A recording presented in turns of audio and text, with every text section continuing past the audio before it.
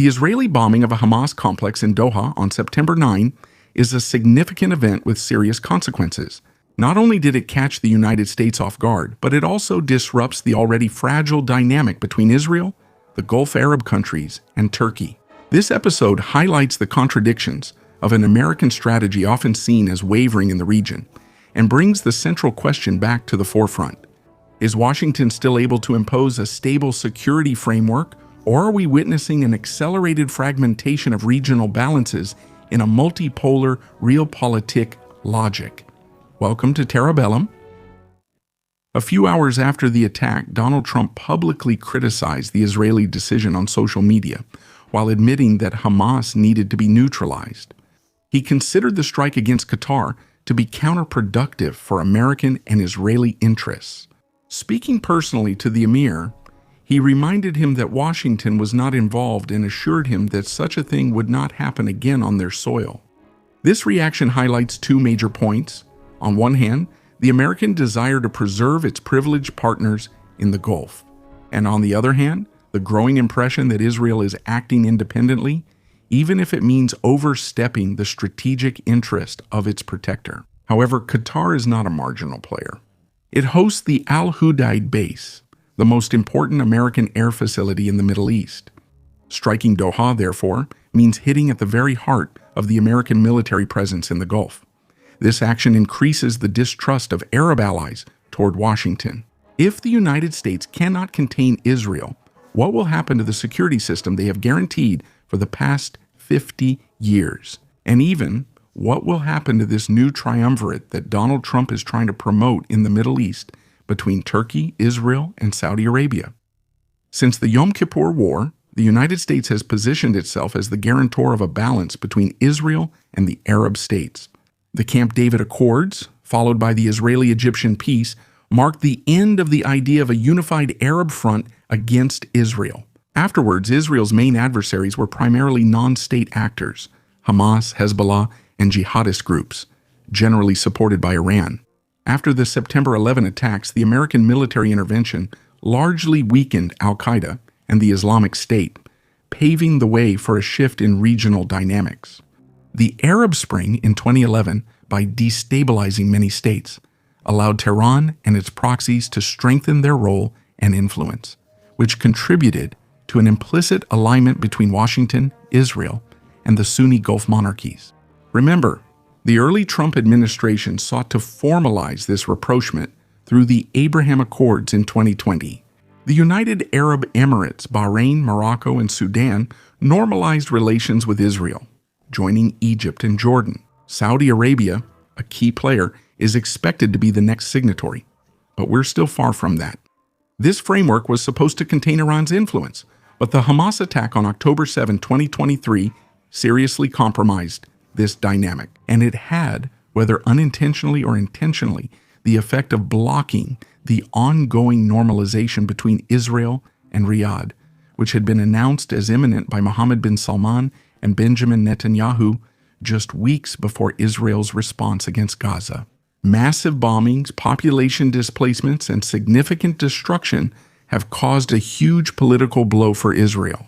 It has cooled the Gulf monarchies and revived the centrality of the Palestinian cause in the Arab arena and even beyond. As a result, the American agenda to institutionalize the Israel-Gulf-Turkey axis has been abruptly halted.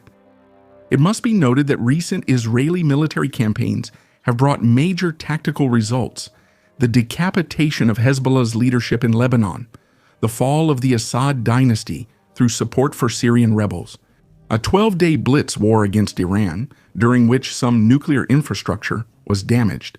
And these successes have left Iran considerably weakened. But paradoxically, the erasure of Tehran has projected Israel as a military force without any immediate counterbalance in the region. This is what worries the Arab neighbors, but also Turkey. Increased military presence in southern Syria, Israeli support for Druze separatists, plans to annex the West Bank. The list is long, and I invite you to watch the videos on the channel again. These are all signals that reinforce the image of an expansionist Israel, or at least one that wants to establish as much strategic depth as it can. However, for Saudi Arabia and Turkey, who are dealing with their own stabilization agendas in Syria and Palestine, these Israeli initiatives directly threaten their strategic interests. There are also several dedicated videos on the subject. What you need to understand is that the Gulf states, although pleased to see Iran being contained, are concerned about Israel's growing influence. For Riyadh, the possible annexation of the West Bank raises the risk of an uprising, which would be an absolute red line. For Ankara, Israel's ambitions in Syria directly interfere with its post-conflict stabilization project. As we discussed, this convergence of concerns could lead to the revival of alternative security arrangements managed locally. Qatar, weakened by the strike, will probably turn more toward Turkey. Riyadh will strengthen its ties with, for example, Pakistan. Egypt could once again become an essential security player. In this scenario, the United States, by trying to establish a balanced architecture that includes Israel, risks seeing its Arab partners work to create a counterweight to the Jewish state outside of their control. So there are several realistic scenarios and outlooks over a 5-year horizon. First of all, a multipolar regionalization. The Arab states and Turkey could strengthen their own security structures. Washington would then become a peripheral player, intervening only to arbitrate or provide military means. The risk is increasing fragmentation and a balancing act between local powers. It would be that of the forced re-engagement of the United States. To avoid a loss of leadership, Washington could toughen its position toward Israel, for example, by making aid conditional and intensifying its military partnerships with the Gulf, especially Saudi Arabia or Qatar. However, this approach will require reallocating resources at a time when, as you know, the strategic priority remains the Indo-Pacific. And a third scenario is that of a hybrid and unstable order, with a system in which Israel, Saudi Arabia, and Turkey would become the 3 main military poles under American supervision.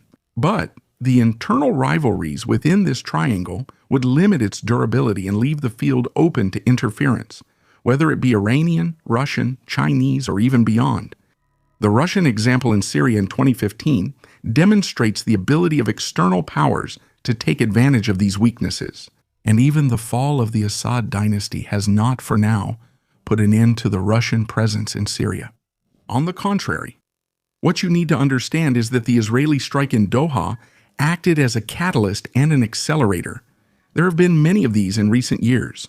Israel is now seen more than ever by Washington's Arab allies, less as a security partner and more as an unpredictable, even expansionist, autonomous power.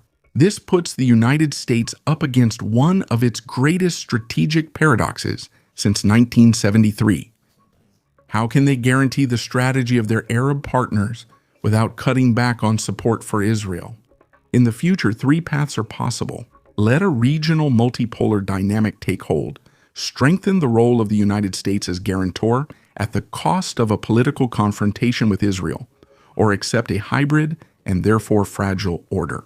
In any case, Washington can no longer claim to control the Middle Eastern security architecture on its own.